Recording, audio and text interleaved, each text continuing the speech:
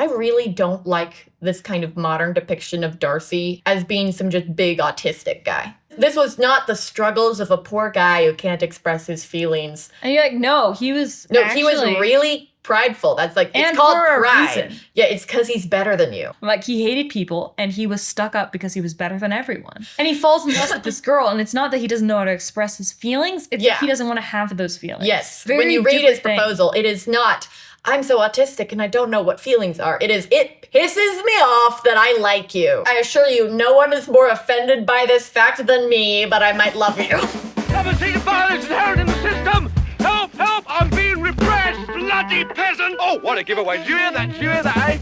That's what I'm on about. Did you see him repressing me? You saw it, didn't you? Welcome back to Help, Help, We're Being Repressed, where we get to be once more in person. For the last time, I think. Maybe. Post-Christmas edition.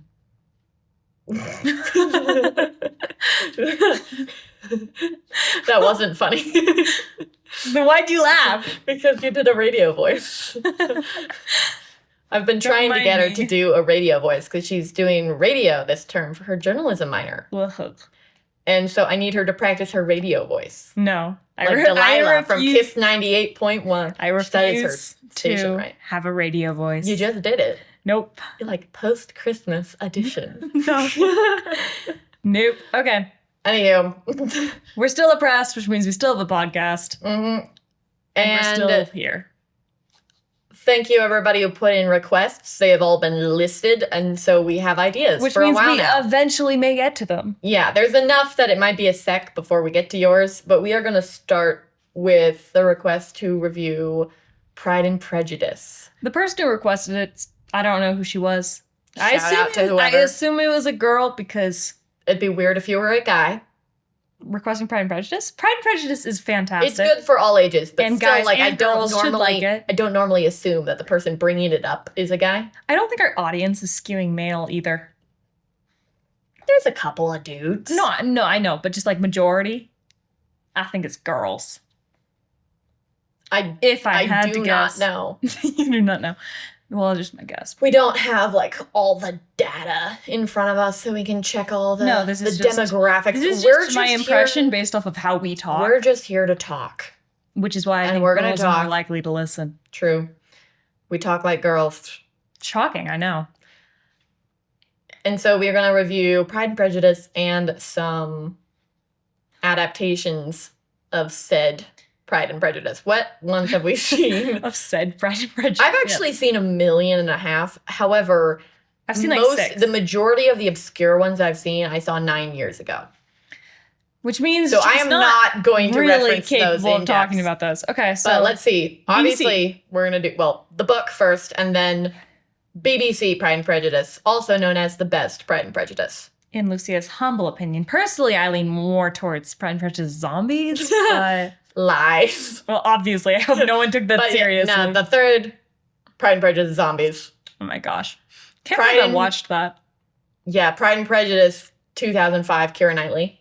Yeah, so the big ones I feel like are the book, obviously, BBC and Keira Knightley. But we've also, I haven't. She's also seen Pride and Prejudice Zombies, and we've also seen Bride and Prejudice to throw in there. We have. I've also seen Pride and Prejudice Atlanta.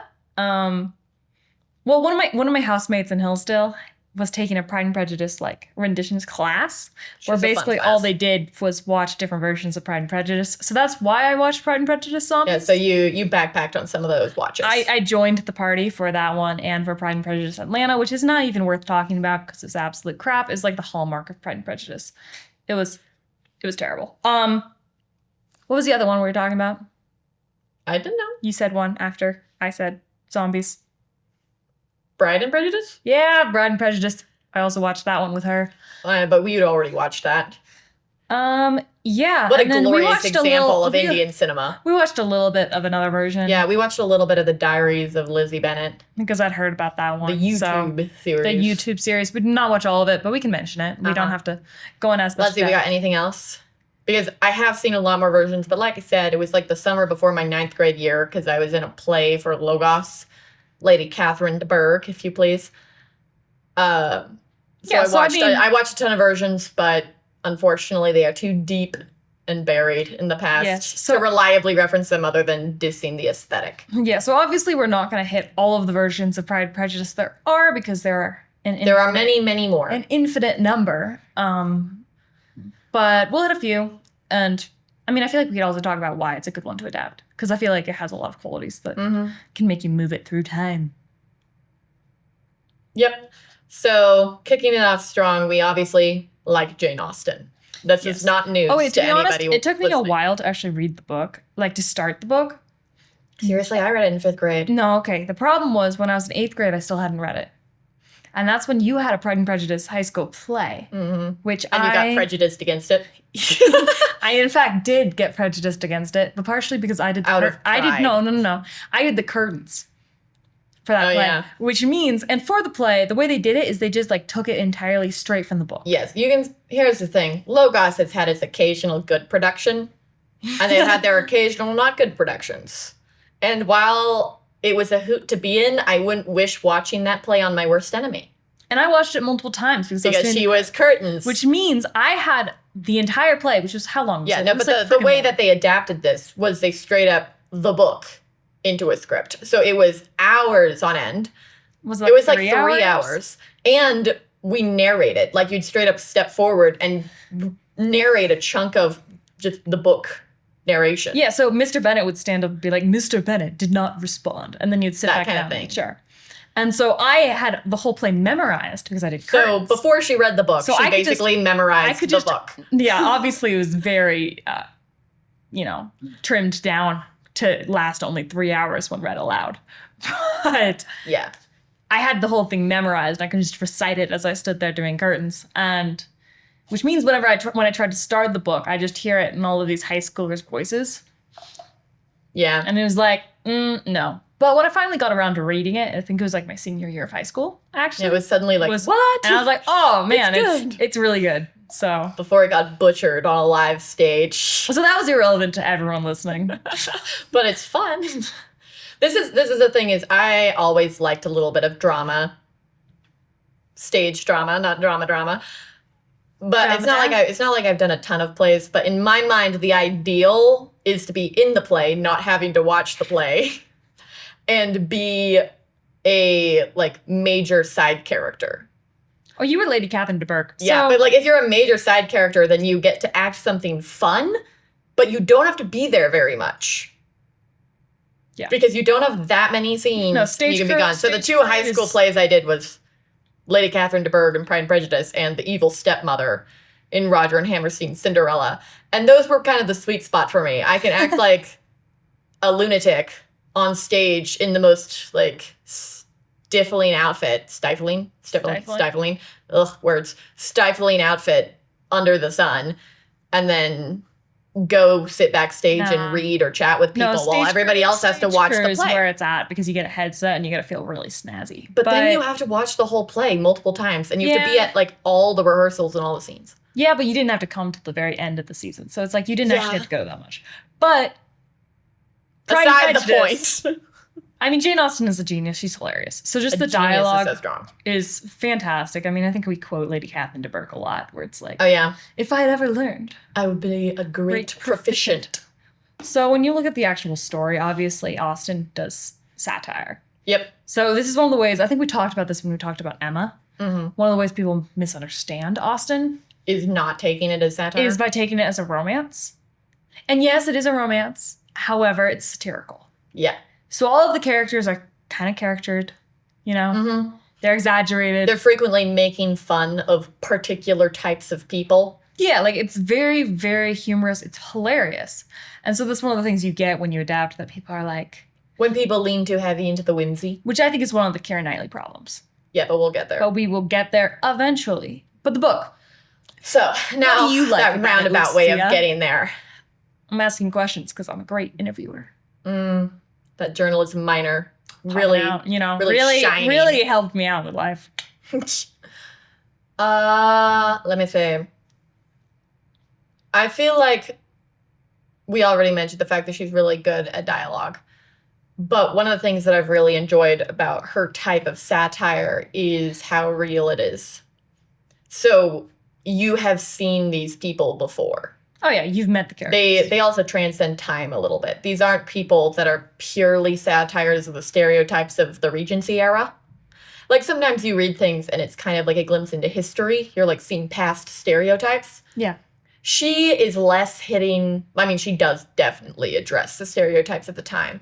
But she also will try to hit at things that are more in the human nature. Mm-hmm. She was obviously extremely observant. Yes.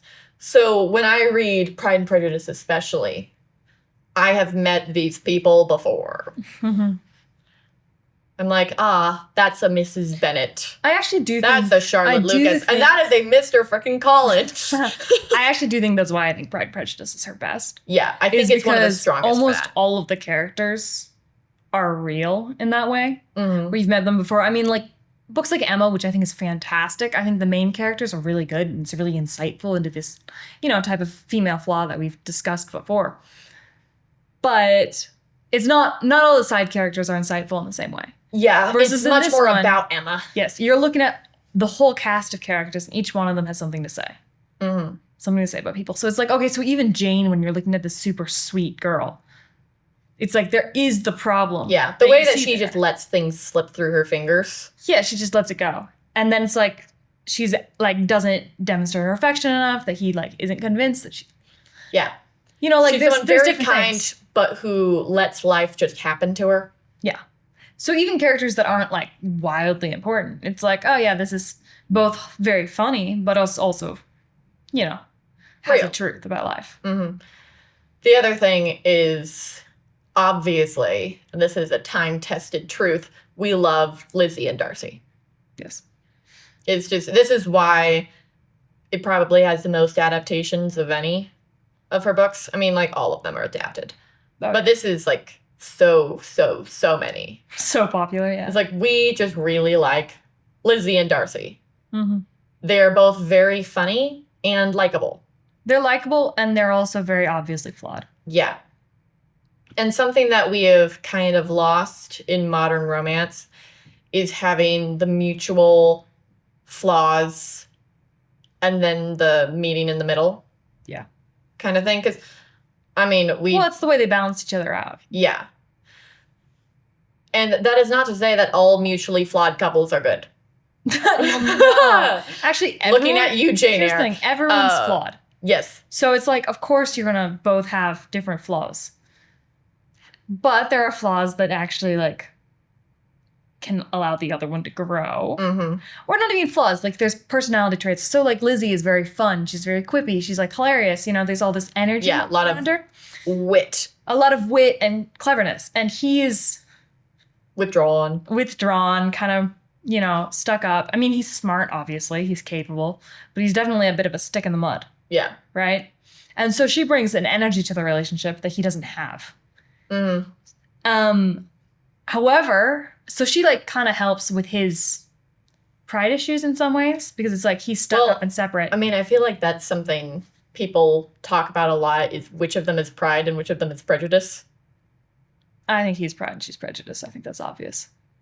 I think that they're both. Well, yeah, they might both be both, but I think centrally that's what it is. You have it But dropped. I'm just saying, obviously, like she says it explicitly, so... But I'm just saying the main thing that she has against him is her initial prejudice. Yes. Like, that's true. But I think, so at the beginning of the book, he's pride, she's prejudice. Yeah. But I think when you get to later problems, it's a little flipped. Where with the whole Jane and Bingley thing, he was incredibly prejudiced against her family and her class.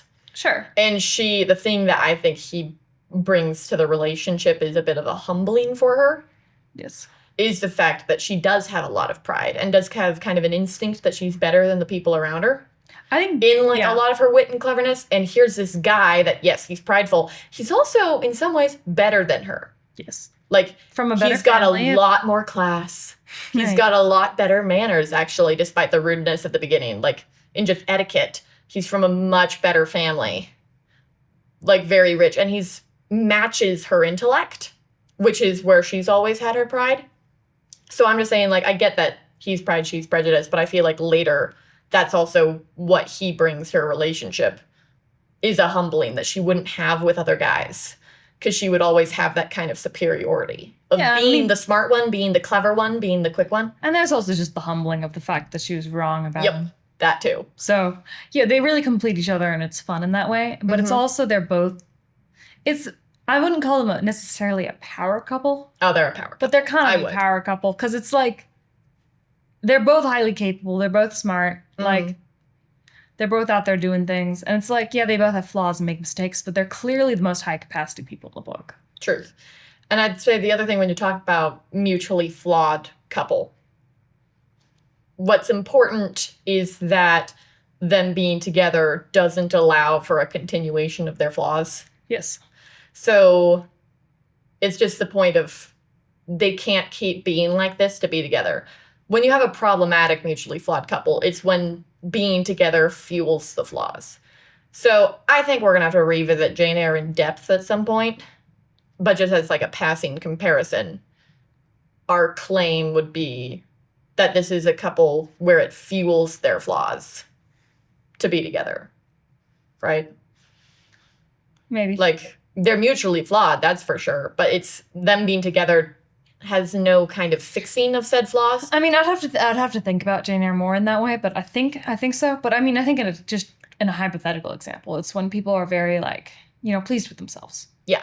And you find each other, and we're both pleased with ourselves together. Yes, and it's very self-congratulatory, and you're like, oh, you get to just like stew in this situation where you're both patting yourselves on the back, and now you have someone else to pat you on the back as well. And that's a very different thing than someone who challenges you. Truth. Or you can look in the book, Mr. and Mrs. Bennet. Oh, yeah. So Mrs. Bennet, her temptation is like what? She's the worst. A piece of work. Oh my God. But she is incredibly like controlling and abrasive. She's controlling, abrasive, low class, and just like not even remotely self-aware. And what does like being with Mr. Bennet make her? More of that. Because she's desperate. He doesn't give her attention. Yep. And he doesn't put any lid on her behavior at all. He does not serve as any kind of brace. So she just exponentially gets worse. And his temptation is to avoid drama. Apathy. Yeah, so he's like, this is too much work. I'm going to my office, my library, or whatever. So both of them have become worse in their marriage. Because obviously we don't see like a ton of them when they were young. Yeah, you didn't see them when they were young. But you see the problems. Where his apathy completely prevents him from helping his wife in any kind of growth way. He would have to get over his own flaw to be able to even remotely help her. Yeah. And then her abrasiveness, loudness, controllingness just drives him further into his apathy. Yes. Because he doesn't want to deal with it. And he doesn't deal with it, which means she gets more extreme. Yeah. And he gets more apathetic. And so that's a couple where it's like, mutual flaws that make themselves worse. Mutual destruction. When you're together. Yes. So it's like, obviously... Which is why you end up having to have his apology at the end of the book to Lizzie, which I think is a really important part. Because I actually think what's overlooked... Oft forgotten. Yes, I think what's overlooked a lot is Mr. Bennet's part that he had to play in the whole drama. Yeah. A lot of movies people watch it, and I don't think this is a sexist thing at all. I just think this is like a subtlety thing. Yeah. Because Mrs. Bennet's her flaws are very in your face. They're loud, they're clear. It's just they're like, annoying. They're annoying and obnoxious. Like, it's just, we're just going to use different synonyms. Annoying, obnoxious. What are other words for that? I'm running out, actually.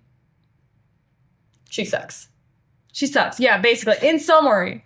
Yeah, but it is something where people have, when something is annoying in your face, you sometimes forget to see any kind of flaw off to the side that's less obvious. Her problems are explosive. They're very apparent. His flaw is not dealing with it. Which can be a lot more subtle and just like, because you see his daughters. But equally problematic. Oh, 100%, because he's supposed to be leading this family, right? And he's allowing his wife to just run wild and let his youngest daughter run off with a skis bag? Yeah, no, he's letting his daughters, I mean, he's lucky that his oldest daughters were mature and had a different personality than their mother. More mature. Even though they did develop their own flaws because of his negligence. So it's like he was just entirely, disconnected from what was happening in his family, except for his own amusement. So he would like riling Mrs. Bennet up. He'd like watching and just being like, oh, let the drama happen. And spoiling Lizzie. Which was like... Feeding her pride. So yes, he fed Lizzie's pride. And then he allowed Lydia and Kitty and his wife to just run. Yeah, no, Bro just picked a favorite and let his wife control the rest of them.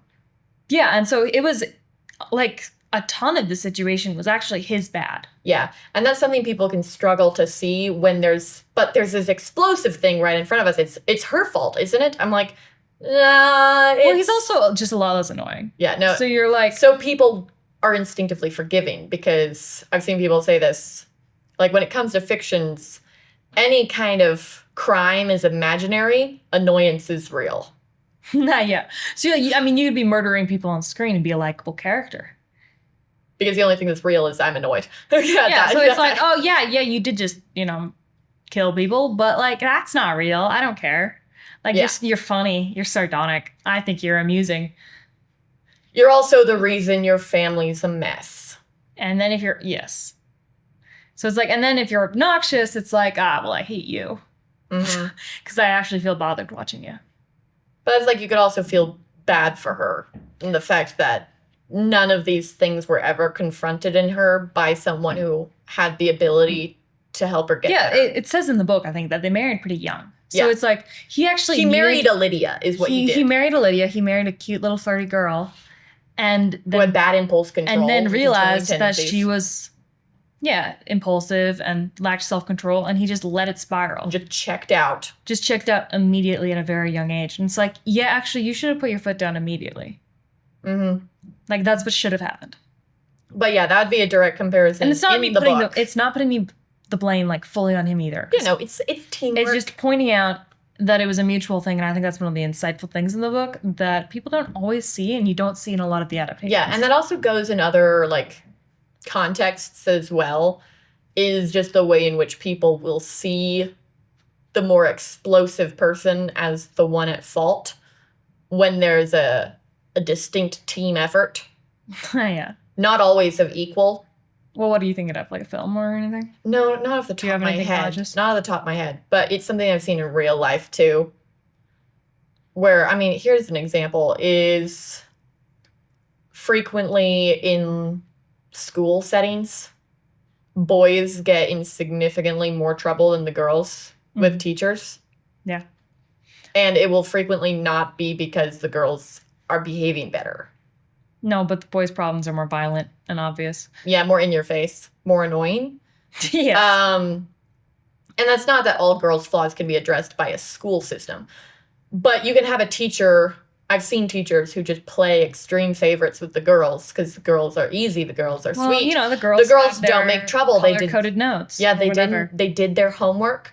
They didn't interrupt in class, and they will be really, really harsh on the boys who are being chaotic and unruly. And they will allow that to affect their actual judgment of the students because obviously you punish boys for being unruly in a classroom setting. But when you're actually like, we love the girls, we hate the boys. And it's like, oh, no, the girls, they suck.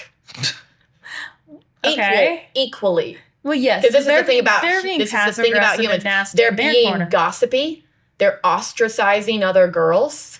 They're being catty and passive-aggressive. They're just not being aggressive. Yes. They're just not causing the teacher any problems.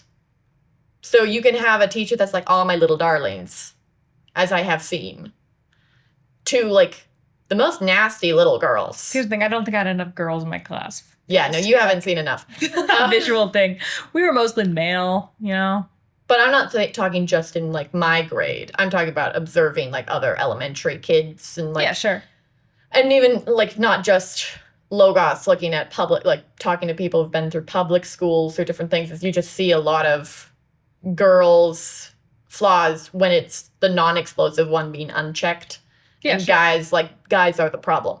Cool. So I'm just saying that's an example where it's flip-flopped.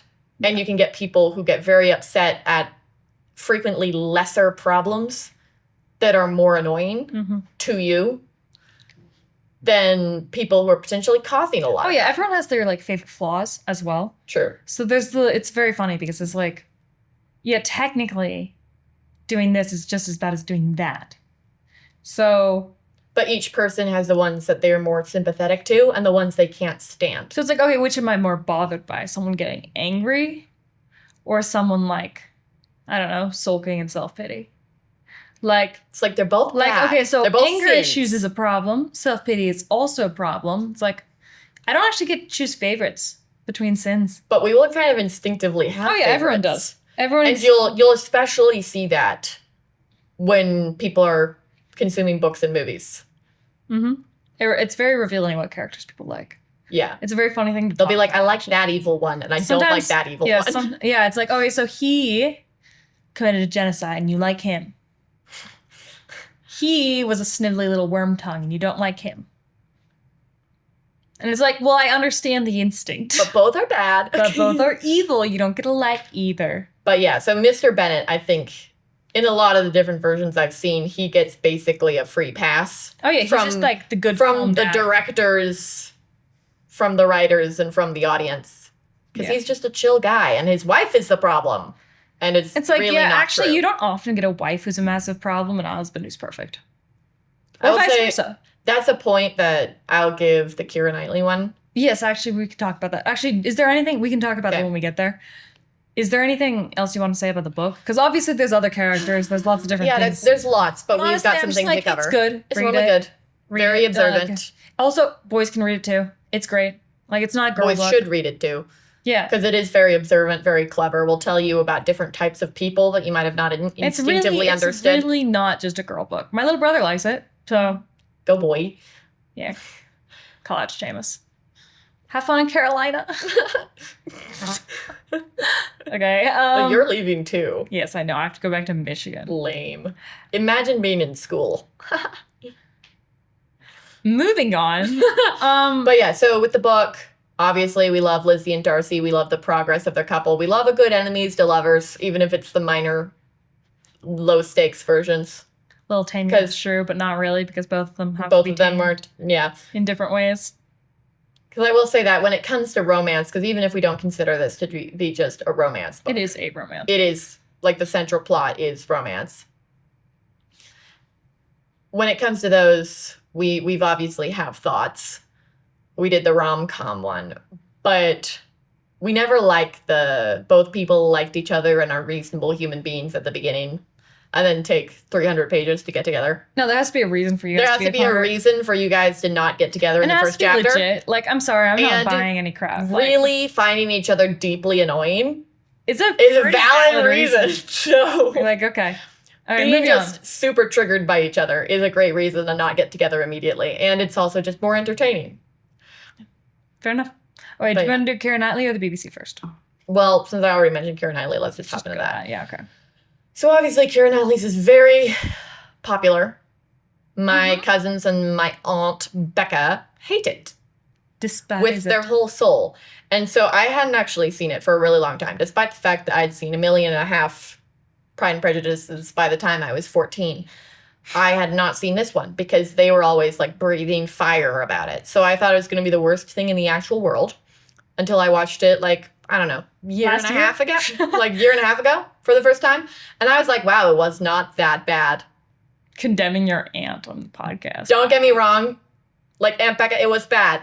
We know why you hate it. We know why because the thing about it that I was like, oh, it wasn't that bad, is that almost all of the side characters were done correctly. Lizzie and Darcy were terrible. Yeah, no, but I'm just saying almost all of the side characters that aren't normally given proper attention or correct characterization were done correctly.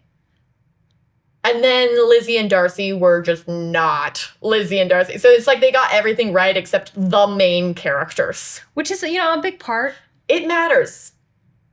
But I just found it I was like, oh, well, the surrounding things aren't that bad. But especially the fact that Mr. Bennet was much more accurately depicted than basically any other Mr. Bennet I've seen. I think even the BBC, maybe.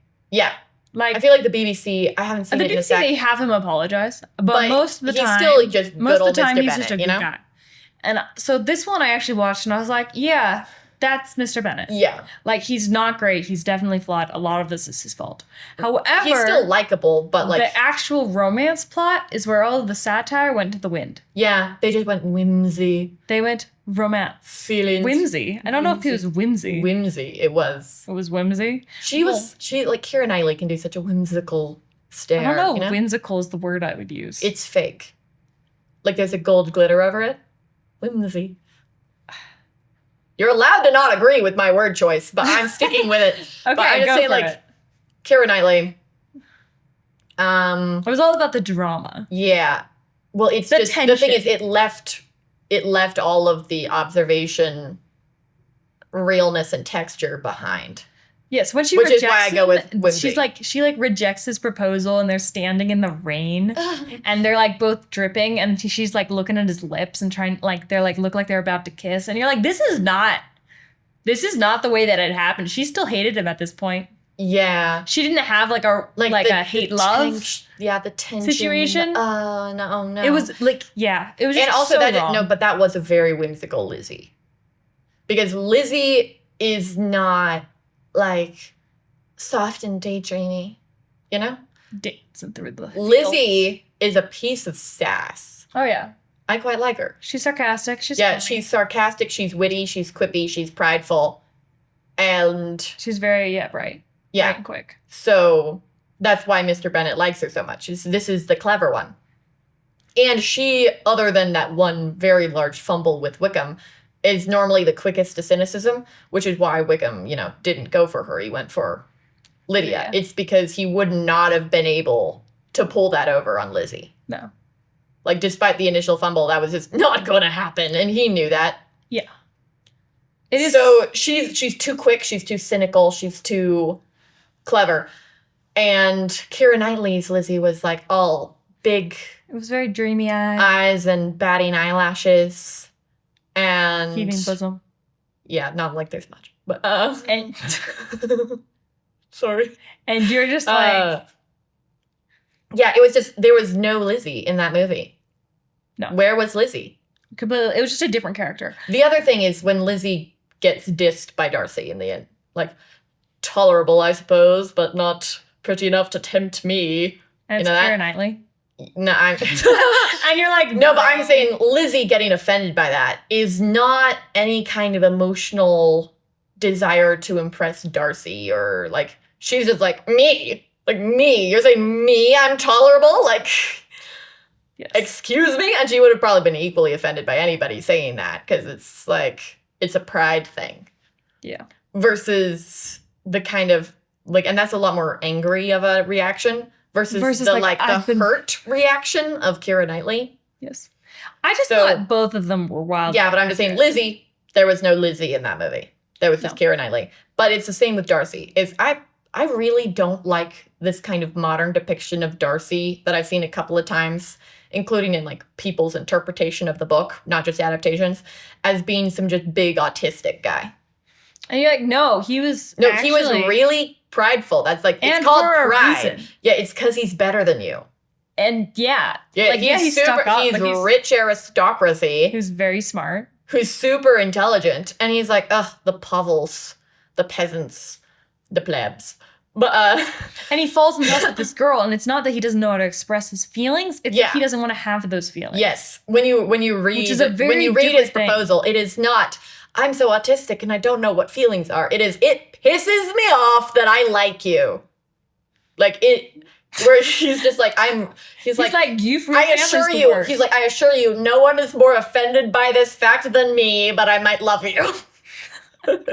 She's like, no, this was not autistic. And she was just like, I'm you like, suck. just saying, like, she was right to reject him. Yeah, she was like, the heck you saying, boy? But like, did you expect me to be flattered? Like, oh no. Yeah, but this was not the struggles of a poor guy who can't express his feelings. This is... Which I've definitely seen people talking about Darcy like that. Yeah, no, people do. No. They're like, my poor autistic boy. I'm like, no, he hated people. Like, yes, this is the misanthrope. This was not autism. Aristocrat. Yes. Like, he hated people, and he was stuck up because he was better than everyone. And then he was really offended that he fell in love with someone who was quote-unquote beneath him. Yes.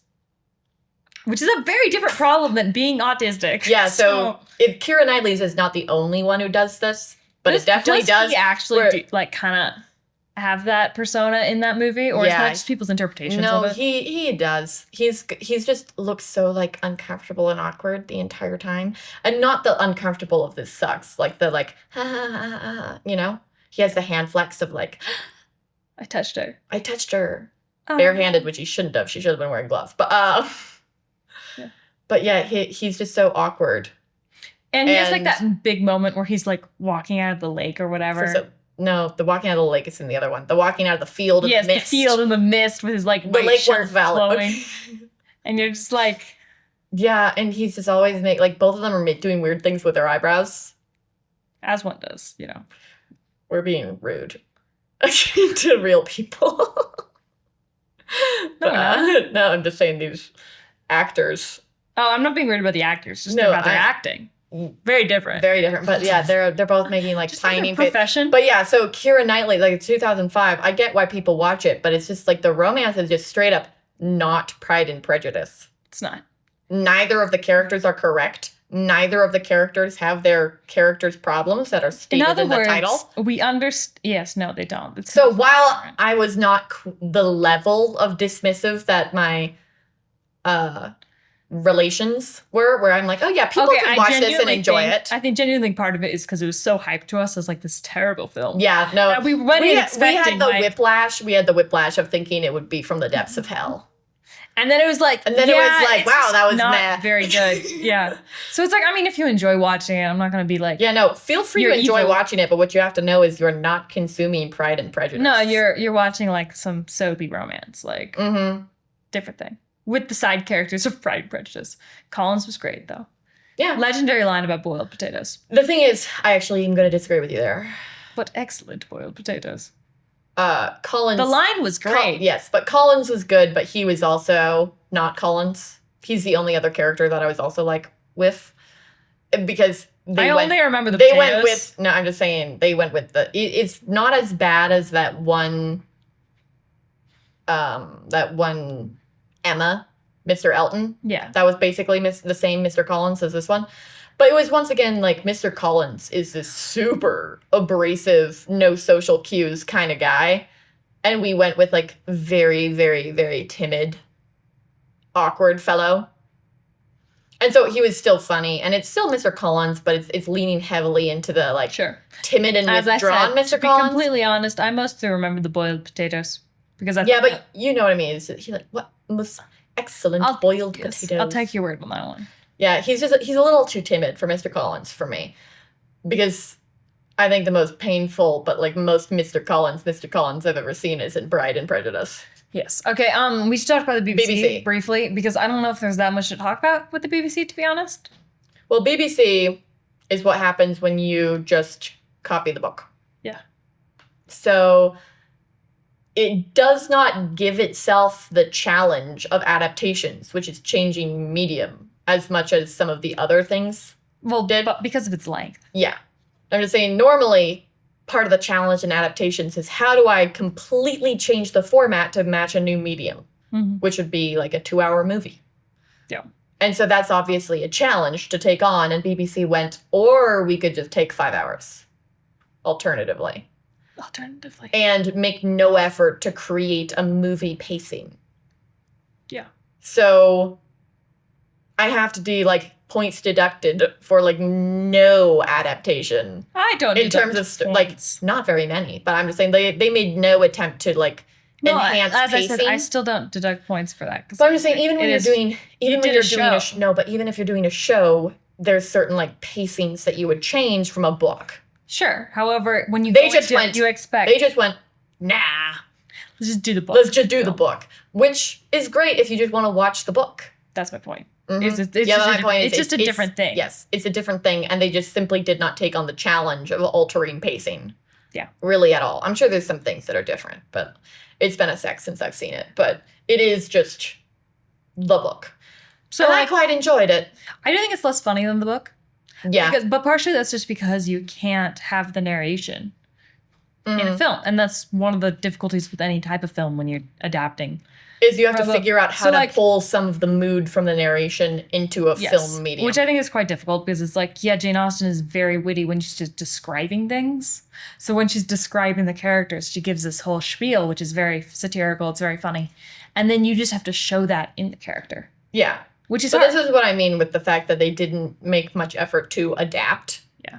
Because that's one of the things that'd be part of an adaptation is how do I pull from all this stuff that isn't like, isn't going to just come out in a film. Yeah. And how do I kind of recreate it in this other medium? And they just didn't.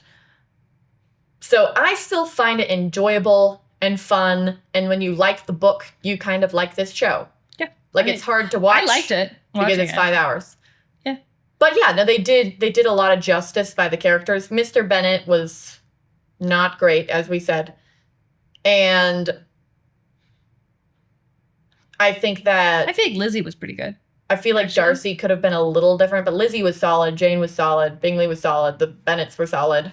Yeah. And it is just an honest-to-goodness adaptation from the book. So really, anybody who likes the book will like this show, basically. It's not as good as the book, but that's okay. It's still fun. It's beautiful. Yeah, it's very pretty. Yeah, it's very pretty. And well acted. I think it's fun. I'd probably rewatch it. I like Mrs. Bingley in it. Miss Bingley in it. She's funny. Yeah. Caroline. Okay. What else are we going to talk about? Anywho, one thing, though, with that, Darcy is also just a little bit awkward boy. But I don't think to a problematic extent. You know? Like, because it is true that the book, Darcy is a stiff kind of guy. Yeah. So I think it works, because it doesn't take it as awkward as the Keira Knightley one does. Mm-hmm.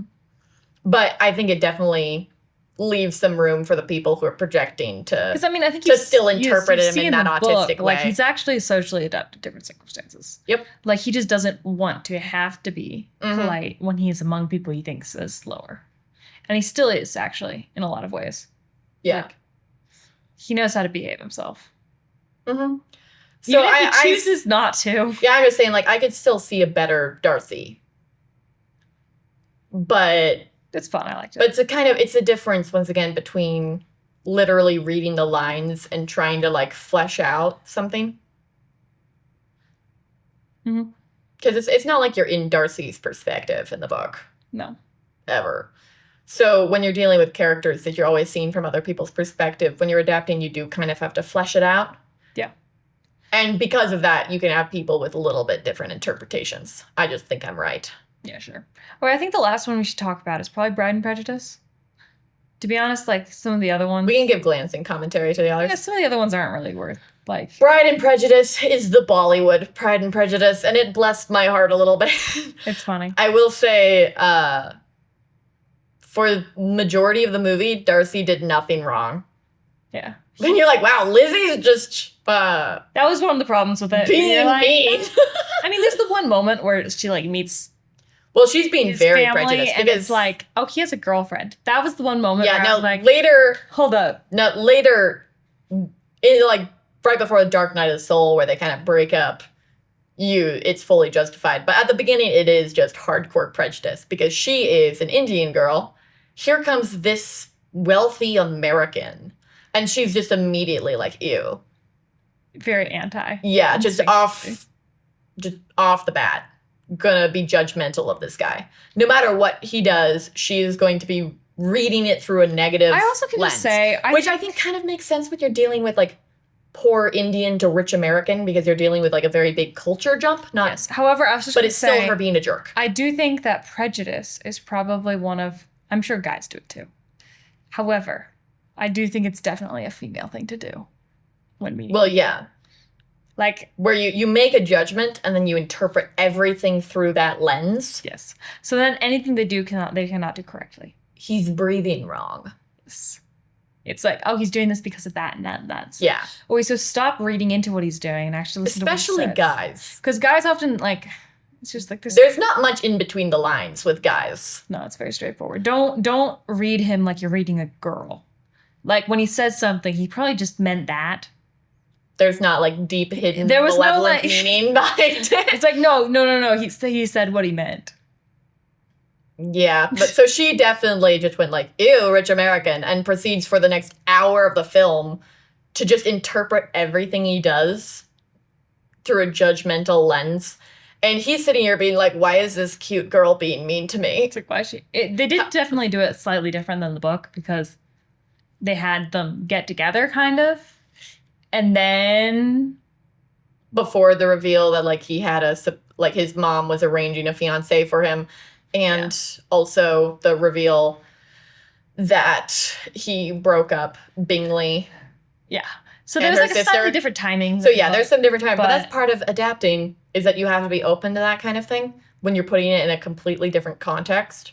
Yeah, you have to. Like, I thought it made sense, but it was very Bollywood, which was funny. Yes. So the other thing is that with some fumbles, kind of hit more the confident Darcy. But they really didn't do. They did not make him prideful though. No, he should have been. He should have been a lot more judgy. They didn't make him as prideful or judgy as the actual Darcy would. Yeah, so they gave him totally different problems to Darcy, but they did lean into having someone who's actually wealthy, acting smart. like a wealthy, competent guy. Yes. So points. But then they had his problem be that he's a little too spineless with his mother. Which is not... Instead of pride issues. Because the Darcy of the book actually was not ever listening to Lady Catherine. No, Lady Catherine was planning all by herself. Yes. He was never going to listen to her. He was never involved in that, nor was he ever going to be. Yeah, so they changed his problem pretty fundamentally, which I think is worse. Yeah. But the Mr. Collins... That was terrible. That's the most painful, obnoxious Mr. Collins. That was an accurate Mr. Collins. Like, that was Mr. Collins on steroids. It was so bad. Yep, and he nailed the role. Yeah. Ouch. It was so funny. I feel like Wickham was also a good Wickham. Yeah. She was... That's sleazy, you know? Yeah, she jumped on that bus way too fast. Yeah. But yeah, so this one's like, once again, there's a couple things that just aren't the book.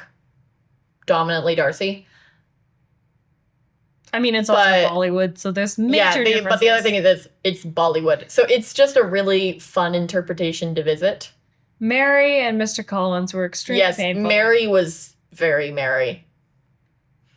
So was Lydia. Yeah, they were. So I find that one to be worth a watch, even if it's just... for mild mockery. Yeah, it's not like a, it wasn't like, wow, this was high cinema. But if you're looking for a fun, like, girl night watch, like... It's pretty funny. It's pretty funny.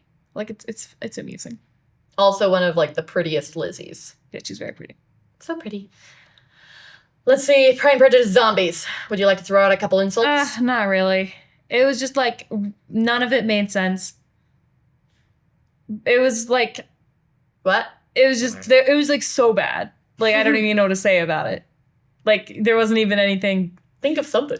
Where it's like, so you just throw zombies into a Pride and Prejudice world, and none of the way people are acting makes at all sense, because you wouldn't be throwing balls. Like why would you be wearing Regency gowns and throwing balls if it's a zombie apocalypse? And then it's like, everyone's judging the Bennet sisters because they learned their martial arts in China instead of Japan, or something like that. And you're like... Huh? What is going on? But also, like, who's shipping off their children to Asia for martial arts training during the zombie apocalypse? And then Wickham turned out to be, like, the zombie king. What? And I was confused. None of it made any sense, and it's not, unless you really want a terrible hate watch, like... Yeah, I'm not really a hate watcher. No, I don't even know if it was, like, the correct type of hate watch. I was just kind of like... Ugh. Like, it was funny because it was so bad. But the Lizzie and Darcy were not even remotely correct either, so... That's always rough. It was just Pride and Prejudice, but then they threw zombies in and made it not make sense. Yeah. So we also, not much to say like about we said, we watched a little bit of the Diaries of Lizzie Bennet. Yeah, that was like the most millennial thing I have ever seen. Well, it was kind of funny, though. It was kind of funny, but it was also like extremely millennial core the entire time. Well, it's like YouTube videos. They're like 3 minutes long, right? Like, yeah. But right off the bat, I was like, yeah, that's Lizzie if she were a millennial, and Jane if she were a millennial. Yeah, we didn't watch like a ton of it. No, we didn't. We just kind of peeked at it to see. But it's kind of a funny idea to do. Talk about low cost production. Low production cost, I mean, yeah.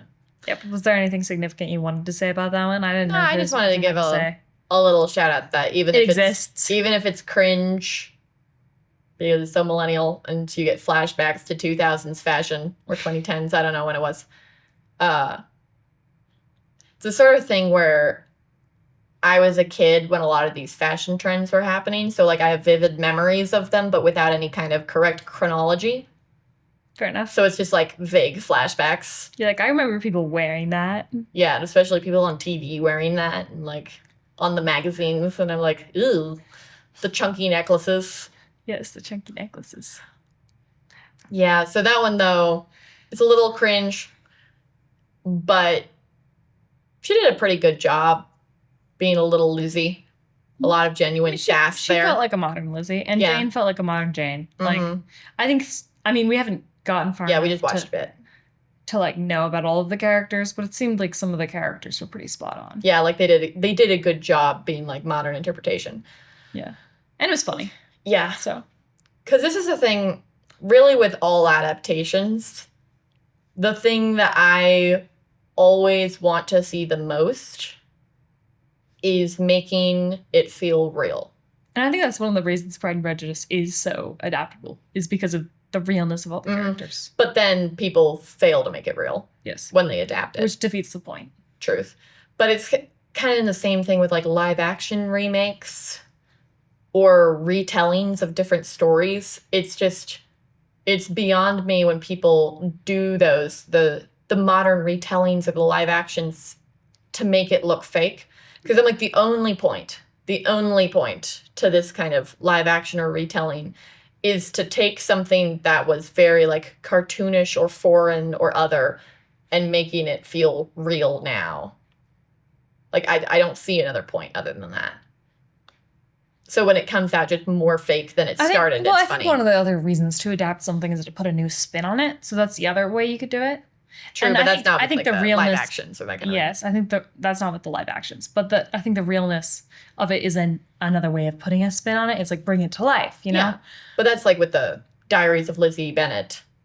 It's not making Pride and Prejudice real. It's doing it real now. Real now with a different perspective. Yeah, which is a spin. Yeah. What would they look like if they were millennials? Yeah, they would be very. They would be like very this. millennial. But yeah, there we go. Pride and Prejudice, everybody. I don't think any of the films are as good as the book. However, I do think some are fun and worth watching. I don't think they're, like, majorly problematic. Yeah, it is always funny to me, though, when you get super Jane Austen fans that are only into the kind of romantic whimsy of it. Yeah, and you're like, you're not a Jane Austen fan. I miss all the satire. You miss the whole point of the books. Yeah, there's a lot of people like that. So don't be like that. Yeah, don't be like that. Appreciate it for realsies. With all the sass and satire. Yeah, there you go. Yeah, I don't got anything more to say. Cool. Goodbye, everybody. Fare thee well. Enjoy your books.